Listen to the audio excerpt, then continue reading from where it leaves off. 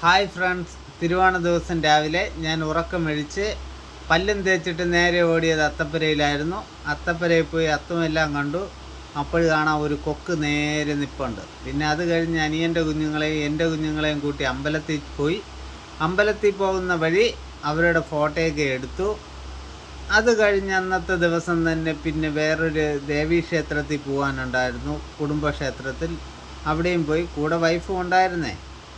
അതെല്ലാം കഴിഞ്ഞ് ഞങ്ങൾ പിന്നെ വേറെ ഒത്തിരി കാര്യങ്ങൾ ഫോട്ടോ എടുക്കാനുണ്ടായിരുന്നു, അതൊന്നും നടന്നില്ല. ഇത് അമ്പലത്തിലെ അത്തമായിരുന്നു.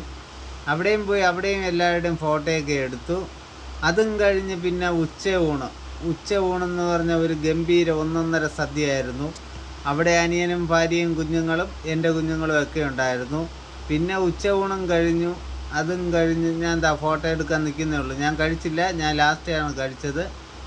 അങ്ങനെ അതും കഴിച്ചു കഴിഞ്ഞു.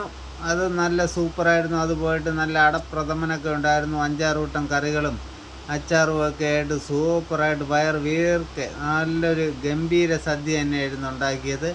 ആളെണ്ണം കൂടുതലായതുകൊണ്ട് ഒന്നും പറയാനില്ലായിരുന്നു. സൂപ്പറായിരുന്നു. അച്ഛൻ്റെതായിരിക്കുന്നുണ്ട്. ഇതെല്ലാം കഴിഞ്ഞ് പിന്നെ പോയത് നേരെ തിരുവനന്തപുരം, നമ്മുടെ ഹൃദയഭാഗമായ നഗരത്തിലേക്കായിരുന്നു. അവിടെ ലൈറ്റിൻ്റെ കാഴ്ചകൾ കാണാൻ പോയതായിരുന്നു.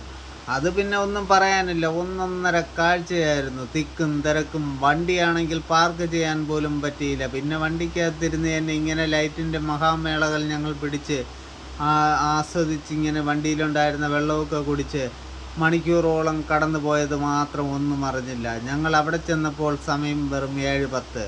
അത് കഴിഞ്ഞ് ഇങ്ങനെ നടന്ന് വണ്ടി ഇങ്ങനെ ഉരുണ്ട് പതുക്കെ പോയി നഗരത്തിൻ്റെ ഹൃദയഭാഗത്തേക്ക് എത്തി. ഹൃദയഭാഗത്ത് ചെന്നപ്പോൾ ലൈറ്റുകളുടെ എണ്ണം കൂടിക്കൂടി വരുന്നു.